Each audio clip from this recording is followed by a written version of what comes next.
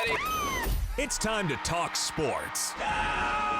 National, local, professional, completely unprofessional, high school and college. Let's take it even further off the hook. It's the Zach Gelb Show We are rolling. on Fox Sports 920, The Jersey. All right, welcome back in. 6 minutes past 5 o'clock. This is the Zach Gelb Show, Fox Sports 920, The Jersey. 609-919-9200 is the number. Hour number one, dominated by the NCAA tournament talk last night with the garbage officiating. But now it's time to move on in the sports world. We'll bring back the NCAA tournament talk to close out the show. But it is a big week. You had the NCAA tournament, the championship game, and then also starting on Thursday, you have the Masters. And no one better to talk to when we have to talk a little golf than the Golf Channel's very own and also NBC Sports, Steve Sands, who's kind enough to hop on board with us right now. Steve, appreciate a few minutes, and how are you? I'm doing great, Zach. Anything for you, bud? Well, thank you so much. I do appreciate you hopping on board, which is a very busy week for you. I have to take you back, though, to last week, the whole thing that happened with Lexi Thompson at the LPGA event. Your reaction to that?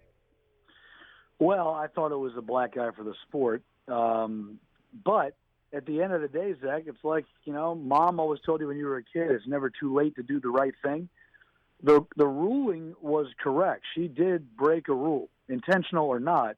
She did mark the ball incorrectly and then placed it down in a different spot and then struck the putt. That is a penalty. So I don't have a problem with there being a rules infraction called on her. I just don't like the timing of it. I think, it's not like the tournament was over and they took it away from her, but she had started the next round. So I don't love that. I wouldn't mind them changing that, because if it would have happened and gotten noticed before she signed her card, she wouldn't have gotten the extra 2 shots. She wouldn't have gotten a 4-shot penalty. She would have gotten a 2. So at the end of the day, they got the call right because she did, unfortunately, break a rule. I think unintentionally, but she did break a rule.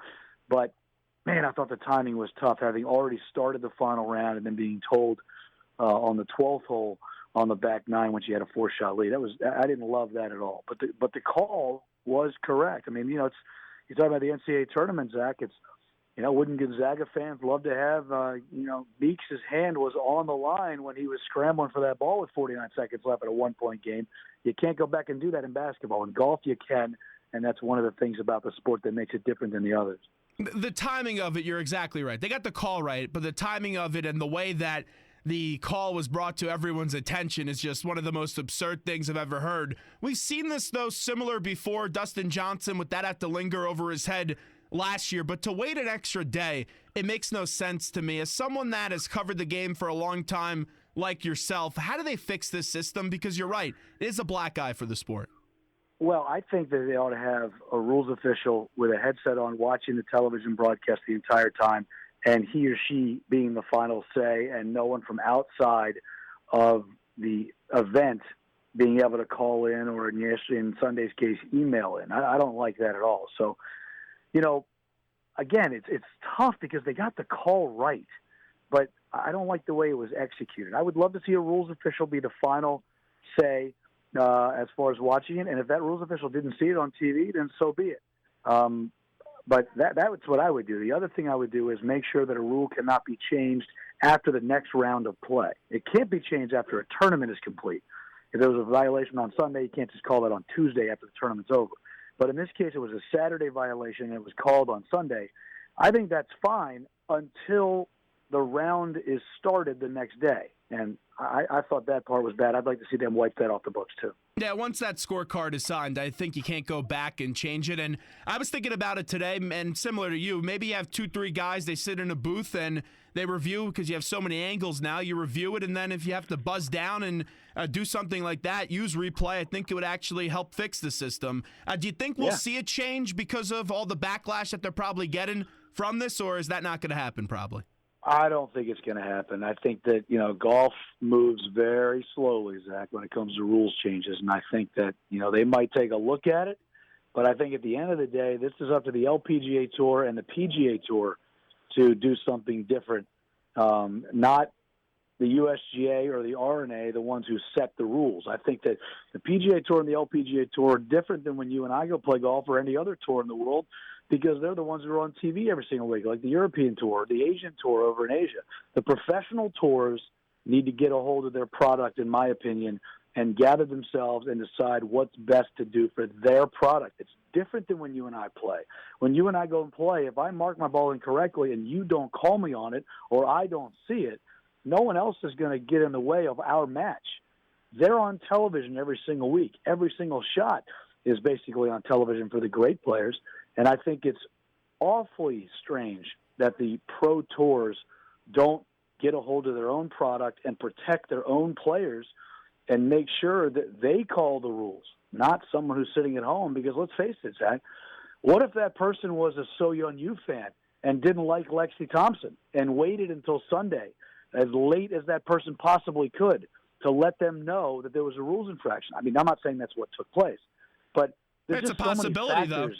Yeah, of course it is. There's so many factors in people deciding how they call or not call, email in, not email in. I just don't love that at all. And I think it's going to be tough this week because I'd have to imagine for the Masters, now everyone's going to say, oh, I could be an official and I could email something in, right? There's probably going to be a lot of emails this week. Happens every week. I got to tell you, Zach, I've been at NBC and Golf Channel a long time. I don't even have those emails or numbers. I don't know where people find them.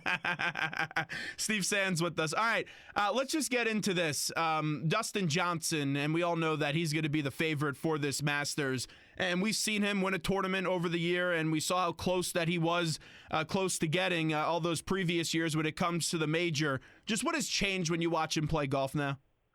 His confidence level, Zach, is off the charts. He's driving the ball as well as he's ever driven it. His wedge game has improved. His putting is on right now. He's just red hot. He's won his last 3 tour starts. He comes into this week as the heavy favorite, and the favorite number 1 player in the world hasn't won here since 2002. That was Tiger Woods. I think that he's just playing great, and I think he knows he's playing great, and I think he knows that he is great and that he can continue this, and he has the right demeanor for it, and I just think all cylinders are on go for him right now. Spieth says he's the man to beat, and for my fan, the fan that's my age for golf, we always know Tiger Woods and that level of fear that he put out on the golf course. I'm not saying Dustin Johnson has that fear yet, that fear factor to the other golfers, but where do you think that level of fear is right now? How intimidated are the other golfers of Dustin Johnson?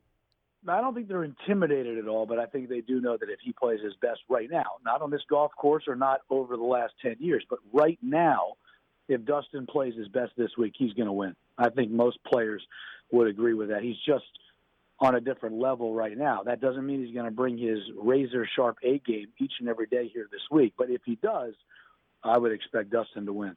How does Spieth rebound from the disaster that happened last year on the final day? It's a tough one, Zach. Just be honest. Don't deny it. Get up there, hit the shot, have conviction. It happened. It was a mistake.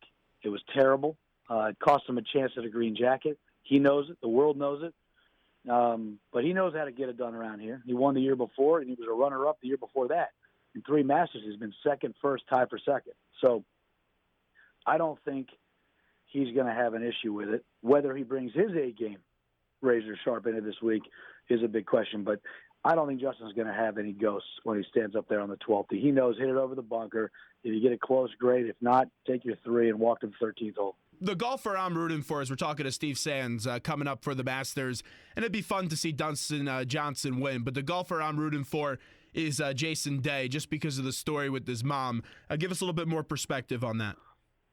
He said today and yesterday to us that his mother's doing much, much better. She doesn't even have to get chemo after the successful surgery that took out a little piece of her lung where she had contracted the cancer. And if he plays well, she might even travel here this weekend to see him play in person at the Masters. So, he hasn't prepared as well as he would have liked coming in here. His mind has been elsewhere, as you can imagine. But, and it's a big but, I think that if he can kind of separate the personal life from the professional life when he's inside the ropes this week, there is no telling how far Jason can go. He's a great player, and he has the pedigree to win a major championship, and he's played well here before. He's been a runner-up in 2011 to Charles Schwartzel. I think Jason's going to be okay. I don't expect him to win. I don't think he's prepared well enough to get here, but he is a great enough player to get himself into contention on the weekend.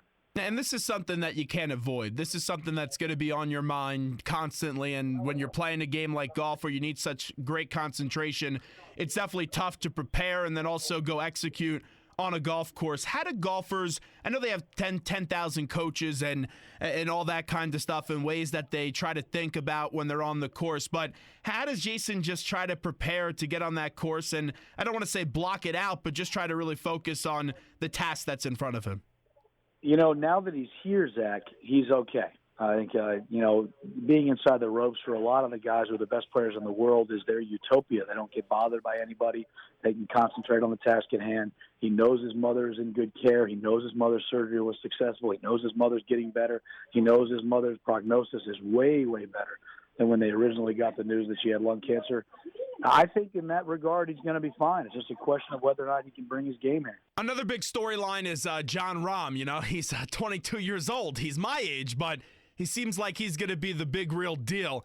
Tell me what you really like about his game, Steve. John Rahm is a terrific player, and he's going to be a great player if he stays on this trajectory. He hits the ball long, has great hands in and around the green, good short game, great imagination. He's got a lot of fire. He's young. He's brash. He's confident, borderline cocky. I think the world is his oyster right now. He can take advantage of his talents for a long, long time on the world stage. When you put down the pimento and cheese at Augusta, what are some other big storylines for you this week? I know you're not a fan of that, by the way. Yeah, I don't like the pimento cheese, man. Just give me a cheesesteak from D'Alessandro's. Not Mama's? That's the only cheese I want. No, I like Mama's. I like the company at Mama's better than the cheesesteak. What I do like better is the D'Alessandro's. I think that some of the other storylines, Ken Mickelson, put himself in contention on Sunday at 46 years of age to become the oldest Masters winner.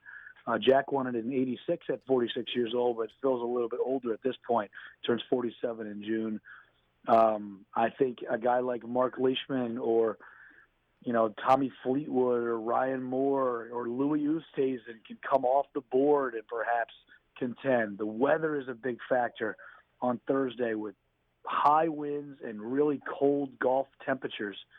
It'll be interesting to see who can withstand the Thursday's first round. It's going to be a tough, tough day. If you had to pick three names, I give you three guesses on who wins coming Sunday. Who are your three names? I'll take Rory, Jordan Spieth, and Mark Leishman. Ooh, not Dustin Johnson. Mm-mm. Why not? No, I just don't like picking the favorite. Not here. There's a reason it's only been done 4 times. I think that Dustin's going to be fine, but I just don't think he's going to be his week.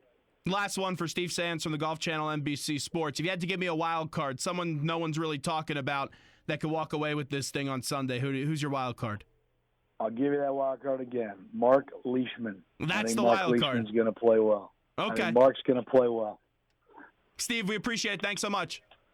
My pleasure, Zach. Be good, bud. Good to talk to you. Thank you. There's Steve Sands from the Golf Channel joining us for the Golf Channel NBC Sports. All right, that's interesting. Very interesting, his picks. It would be fun to see Rory win. I'm pulling for the three guys. If I had to give you three guys I'm pulling for. Jason Day I'm pulling for because his mom has lung cancer, and it would be extremely emotional to see him win.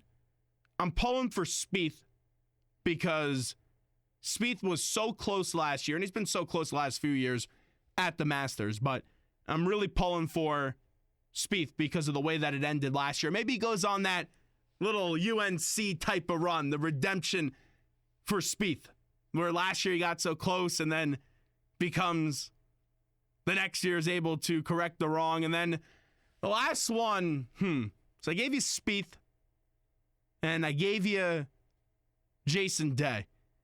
Yeah, I have to go with the hot hand right now. And then I don't really give you a big upset. But Dustin Johnson. Johnson is someone that the way he's playing right now, he's so locked in, and he's fun to watch. He really is. But the identity of golf right now, it's so interesting to me because the sport has survived without Tiger Woods. But as someone that was a massive Tiger Woods fan, it's very tough to really get juiced up for golf now. And I know Tiger has been basically out of it for many years. And Tiger is someone that he was so dominant, it's still so shocking. And people still want to have some hope still available for Tiger Woods to make a comeback. All right, maybe he could play a few more tournaments. Maybe that back and all the other injuries could settle down a little bit. I'm very skeptical. And the reason why I'm skeptical is because whenever he returns, people expect a certain standard. And that standard is never going to be met again. And there was a time we thought Tiger's going to break the majors record. And that's not happening.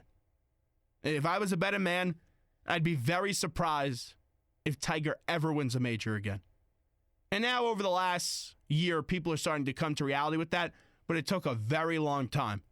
Because his fall from grace is one of the more shocking things that you'll see in sports. 609-919-9200. Zach Gelb Show, Fox Sports, 920 The Jersey. We're going to get back to the national championship game. When we come back, we're going to talk about how you will remember that game last night. And also, because a lot of conflicting views on that, depending also on who your allegiances lie with and who you root for. And we'll also get into Roy Williams and just give you some interesting stats on Roy Williams, what he's been able to do since 2000 and where he falls in some of the coaching, amongst the all-time coaching greats. But we'll take a quick break. 5:23 is the time, and we'll be back right after this.